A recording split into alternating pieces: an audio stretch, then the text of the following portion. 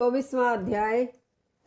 पृथु के परपौत्र प्राचीन बरही से प्रचेताओं का जन्म और उनको श्री रुद्र का उपदेश। मैत्रेय जी बोले, हे विदुर, पृथु के ज्येष्ठ पुत्र विजितासव चक्रवर्ती राजा हुए।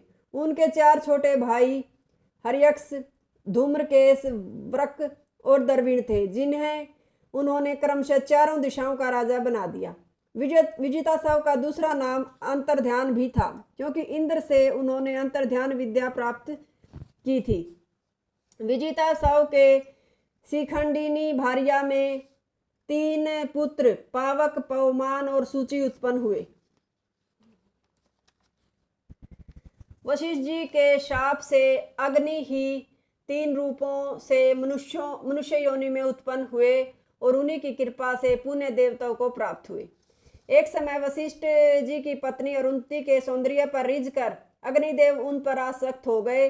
अग्नि पत्नी स्वाहा ने यह जानकर अरुंधति का रूप बनाया और अपने पतिदेव का मनोरथ पूर्ण किया, किंतु वह पूर्ण रूप से अरुंधति का रूप धारण न कर सकी। अतः अग्निदेव उन्हीं पर मोहित रहे।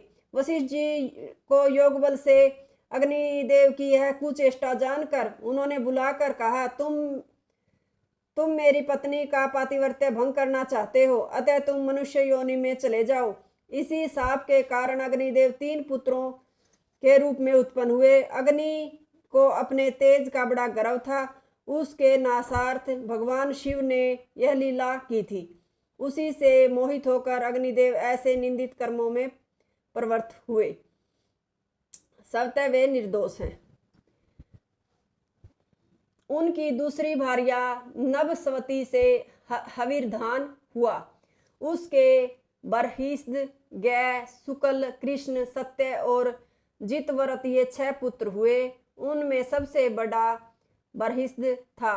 वह अष्टांग योग और कर्म कांड में पारंगत था। उसने पूर्वाग्र कुशों को पृथ्वी पर बिछाकर इतने यज्ञ किए कि उसका नाम ही प्राचीन बरही पड़ गया। समुद्र की पुत्री सतद्रुति के साथ उसका विवाह हुआ, जिससे उसके 10 पुत्र हुए। उन सब का नाम प्रचेता था। पिता ने जब उनसे सृष्टि करने को कहा, तब वे पश्चिम दिशा में तपस्या करने चले गए। वहां एक बड़ा विशाल सरोवर था, जो समुद्र से कुछ ही छोटा था। उसका जल बड़ा ही निर्मल था। नाना प्रकार के कमल उसमें खिले थे। हंस, सारस, चक्रवाक आदि पक्षी मनोहर कलरव करते थे और भ्रमर भी मधुर मधुर गुंजार कर रहे थे। वहां उस सरोवर में उन्हें वीणा, मृदंग, पनव आदि वाद्यों की ध्वनि और स्वर ताल से मिश्रित बड़ा सुंदर गान होता सुनाई पड़ा।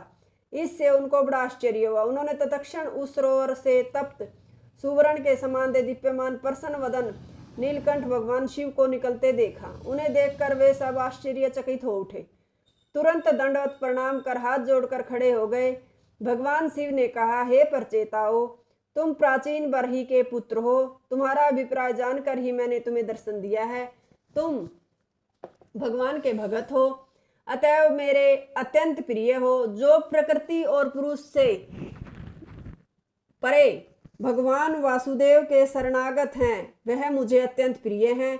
अपने धर्म में निष्ठा रखने वाला पुरुष 100 जन्मों में ब्रह्मलोक को प्राप्त करता है। उससे भी अधिक पुण्य होने पर मुझे शिवलोक को प्राप्त करता है। सर्वत्र भगवत दृष्टि रखने वाला वैष्णव तो देह त्यागने पर सीधा अप्राकृत विष्णु लोक में चला जाता है। उसके मार्ग में किसी प्रकार की रुकावट नहीं होती। जैसे मैं और अन्य अधिकारी देवता अधिकार समाप्ति पर वैष्णव पद को प्राप्त करते हैं, तुम सद उपदेश के बिना भगवान को प्राप्त नहीं कर सकते। अतः मैं तुम्हें भगवत प्राप्ति के लिए योग आदेश नामक स्तोत्र का उपदेश करता हूँ, जो रुद्र गीत नाम से प्रसिद्ध है। इसमें भगवान के दिव्य स्वरूप का वर्णन है। तुम एकांत में स्थिरचित होकर इसका जप करो।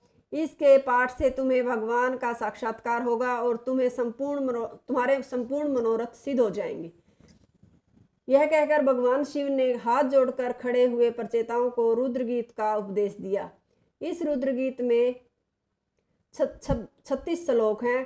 प्रथम श्लोक से भगवान के उत्कर्षण का वर्णन कर आनंद सत्ता लाभ के लिए सर्व स्वरूप भगवान को नमस्कार किया है। 2 श्लोकों में अंतःकरण के अधिष्ठाता वासुदेव, संकर्षण, प्रद्युम्न और अनिरुद्ध, इन चार देवताओं को नमस्कार कर 7 श्लोकों से पृथ्वी, जल, तेज, वायु, आकाश, सूर्य, सोम तथा ब्रह्मा, विष्णु और रुद्र रूप से भगवान का वादन किया है।